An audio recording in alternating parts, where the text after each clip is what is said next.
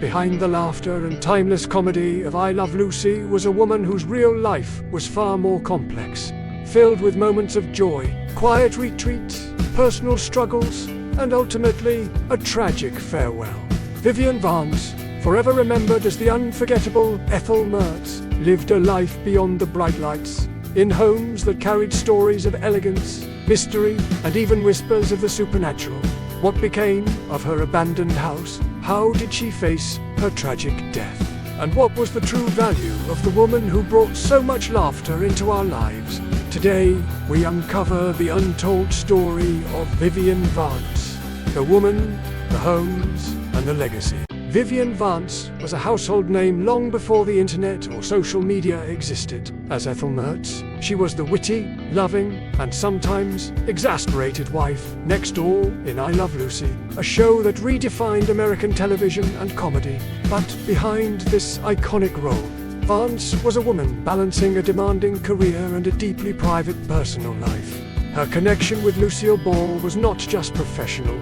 It was a lifelong friendship rooted in mutual respect and genuine affection. Yet, despite the laughter she spread on screen, Vivian's off-screen life was marked by a search for peace and stability, a quest reflected in the homes she chose and the places she retreated to when the cameras stopped rolling. In 1961, Vivian married her fourth husband, John Dodds, a prominent publisher. Shortly after their marriage, they purchased a charming and historic home nestled in one of Stamford, Connecticut's older neighborhoods. This wasn't just any house. It was a White House filled with character, set apart by its pastoral barn and a meticulously tended rock garden. This home was more than a residence. It was a sanctuary from Hollywood's relentless pace, a place where Vivian could breathe. Away from bright studio lights and roaring audiences, the barn on the property, likely used for storage or hobbies, and the tranquil rock garden added a gentle touch of nature and artistry, contrasting sharply with her bustling television career. Yet, this peaceful retreat holds a shadow of mystery. Years after Vivian left, the house became the subject of paranormal investigations. In 2011, the Norwalk Paranormal Research Group explored reports from the Melissa Lee, who claimed to sense a female presence lingering in the home. Some whispered that it might be Vivian herself, her spirit somehow tied to this tranquil haven. While these tales remain unproven, they add a haunting layer to the story of a house that witnessed so much laughter and, perhaps, sorrow. During the early 1960s, Vivian's career demanded she spend time on both coasts. While Stamford was home, she maintained a luxurious residence in Los Angeles, right in the heart of the prestigious Hancock Park neighborhood. This sprawling brick home, with 5 bedrooms and 5 bathrooms, was a perfect reflection of Hollywood glamour blended with classic Southern California charm. Hancock Park is famous for its beautiful, historic homes, a neighborhood where early 20th century architecture thrives, and celebrities have found refuge for generations. Vivian's house was no exception. Its woodwork, hardwood floors, and ornamental fireplaces spoke of elegance and comfort, offering her a stylish retreat from the frenetic pace of television production. This home wasn't just a place to rest. It was a base for entertaining guests, a spot for private moments, and a symbol of Vivian's status in Hollywood. Notably, the house carried a legacy of its own. Having belonged to silent film star Catherine McDonald and other influential figures over the decades, in 1974, Vivian Vance faced a devastating breast cancer diagnosis that would change the course of her life. She and John Dodds moved to Belvedere, a small and exclusive town in Marin County, California.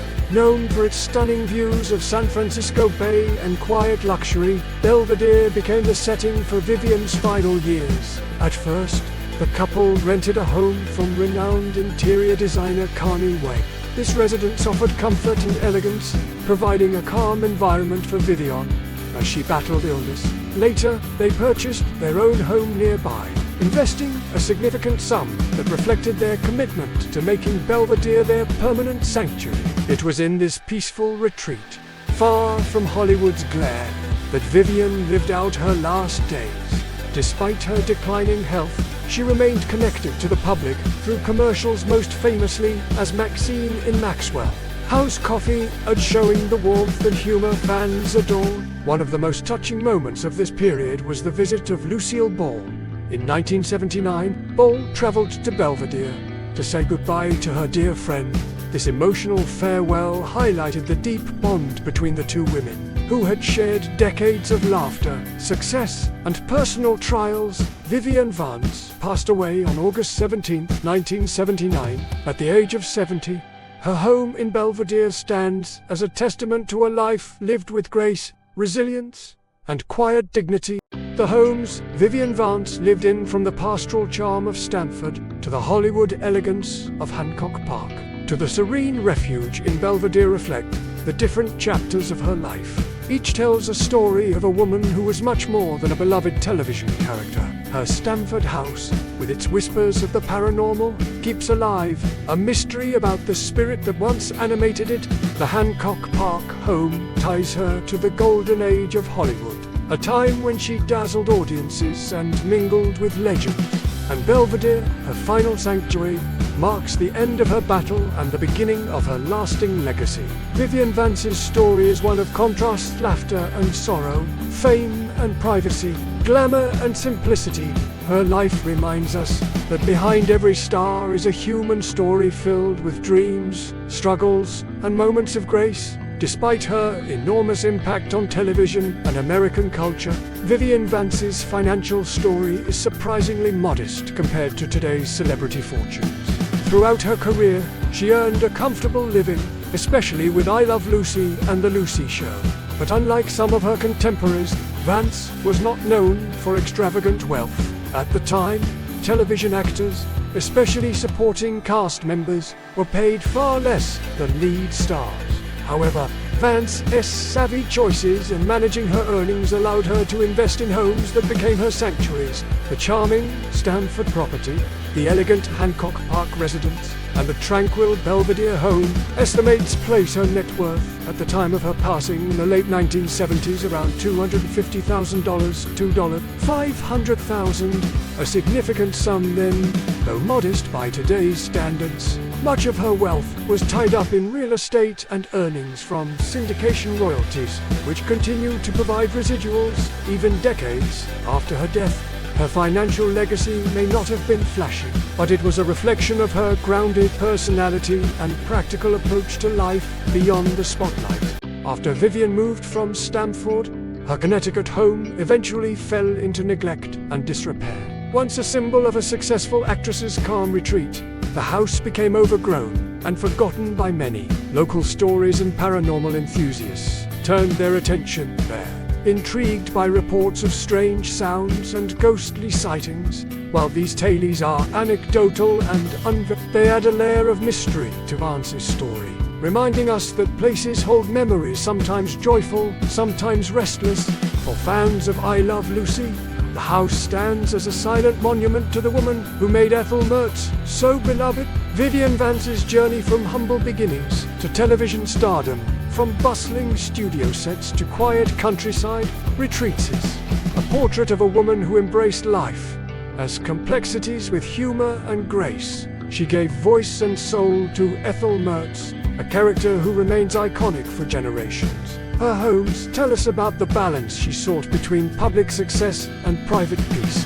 Her battle with illness and her final years in Belvedere reveal a strength beyond the laughter she shared. Even in death, Vivian's legacy lives on, not only in reruns and commercials, but in the hearts of those who cherish classic television history. Thank you for joining us on this journey into the life and legacy of Vivian Vance, the unforgettable Ethel Mertz. If you enjoyed this deep dive into her homes, her struggles, and the mysteries surrounding her life, please like, share, and subscribe to our channel for more stories from Hollywood's golden age and beyond. We'd love to hear your thoughts. What surprises you most about Vivian Vance's life? Do you believe in the paranormal tales tied to her Stamford home? Leave your comments below.